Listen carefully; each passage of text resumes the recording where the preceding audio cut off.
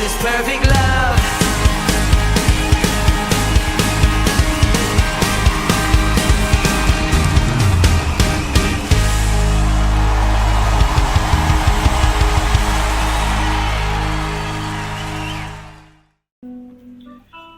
Shalom Bapak Ibu Saudara yang terkasih di dalam Tuhan. Keluaran 20 ayat 3 sampai 5. Demikian firman Tuhan. Jangan ada padamu Allah lain di hadapanku.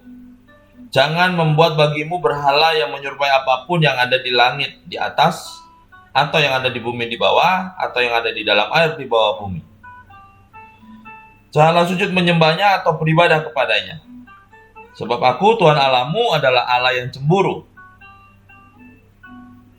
yang membalas kesalahan bapak kepada anak-anaknya sampai kepada keturunan ketiga dan keempat dari orang-orang yang membenci aku.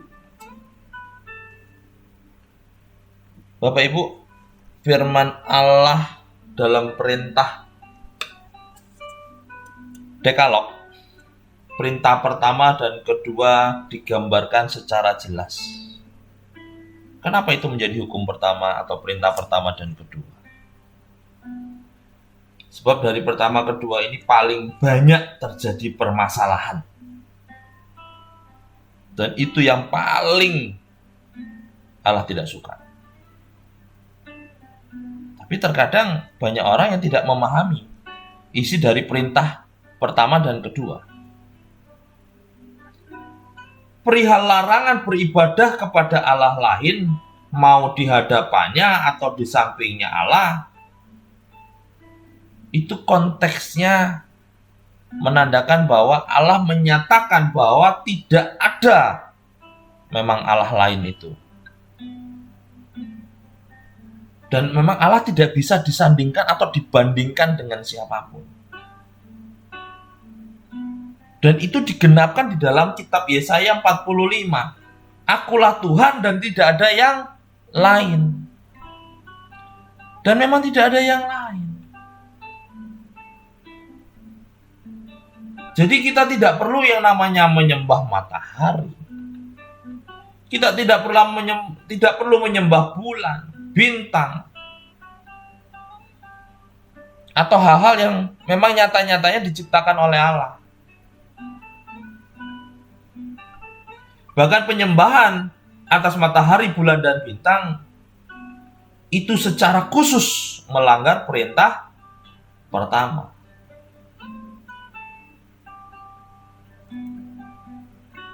Apabila kita memberikan tempat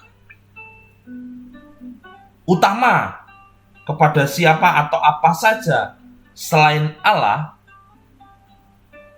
kita sudah jelas melanggar perintah pertama.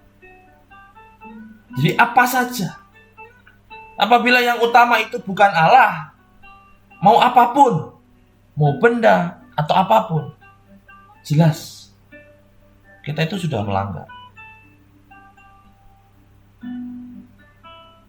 Oleh sebab itu perintah pertama ini yang paling banyak pelanggarannya. Kita diharuskan mengasihi Allah dengan seluruh kekuatan kita dan menjadikan kehendak Allah kesenangan kita. Dan kemuliaan Allah itu menjadi tujuan kita sebagai makhluk ciptaan Allah. Di dalam perintah pertama menuntut agar semua ibadah lain dikesampingkan. Perintah kedua menuntut ketulusan tentang ibadah. Di dalam Yohanes 4 ayat 24, Yesus berkata, Allah itu roh, dan siapa saja yang menyembah Dia harus menyembahnya dalam roh dan kebenaran. Jadi jangan salah tafsirkan. Larangan menyembah berhala jangan ditafsirkan sebagai larangan menggambarkan sesuatu,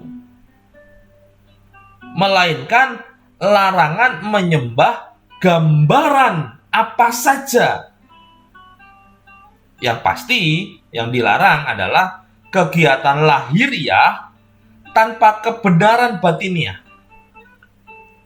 Seperti yang tertulis dalam Yesaya 29 ayat yang ke-13 dan Markus 7 ayat 6. Yaitu mendekati Allah dengan mulut, sementara hatinya jauh dari Allah. Hal ini yang menjadi masalah dalam sekian banyak pembenaran diri. Ada banyak problema di tengah-tengahnya. Dan problema-problema yang paling banyak terjadi yaitu masalah tentang gambaran. Ya, kadang kita salah mencernanya. Dalam Keluaran 20 ayat 5, Allah menggambarkan diri sebagai Allah yang cemburu. Tapi cemburunya Allah ini berbeda dengan cemburunya manusia. Cemburu manusia biasanya karena saingan. Cemburu Allah tidak begitu. Allah memang tidak pernah berbagi kemuliaan.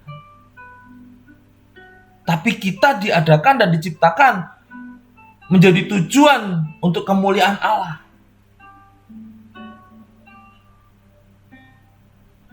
Jadi memang tidak ada yang setara dengan Allah. Tidak ada satupun di bawah kolong langit ini yang mampu dan bisa. Dan memang tidak ada. Yang kedua adalah penghukuman. Allah juga mengatakan dalam Keluaran 20 ayat yang kelima, Allah akan menghukum anak untuk dosa orang tuanya. Walaupun sepertinya atau tampaknya tidak adil, tapi memang anak menderita akibat dosa orang tua itu nyata. Ini yang Allah tujukan dalam perintah kedua itu. Jangan sampai ini terjadi.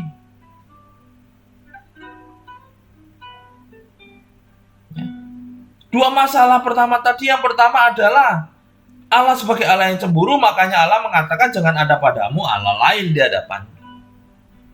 Dan yang kedua, penghukuman. Jangan sampai anak itu menderita akibat dosa dari orang tua. Kesalahan, mau sengaja mau tidak disengaja, itu melanggar perintah Allah. Dan akhirnya anak kena hukuman. Nah, hukuman apa yang dimaksud? Kesalahan pada hukum manusia itu disebut bersalah. Tapi kesalahan pada hukum Allah itu disebut berdosa. Nah, dosa ini yang kadang diartikan dan digambarkan secara fisik. Jadi kalau ada bahasa-bahasa mengenai dosa, bahasan dosa itu luas. Bahkan ada dosa fisik. Dosa yang berarti fisik itu bisa menjadi sebuah penyakit keturunan. Dosa yang berarti sosial itu bisa kita gambarkan sebagai kemiskinan.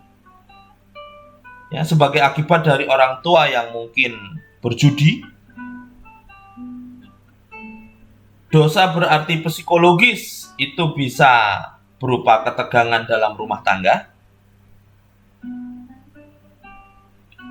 Dosa dalam arti moral bisa karena anak itu meniru perilaku atau belajar dari orang tuanya.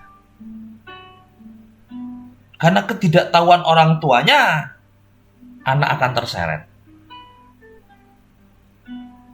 Nah, perintah pertama dan kedua itu bertujuan untuk menyadarkan manusia. Jangan sampai hal itu terjadi.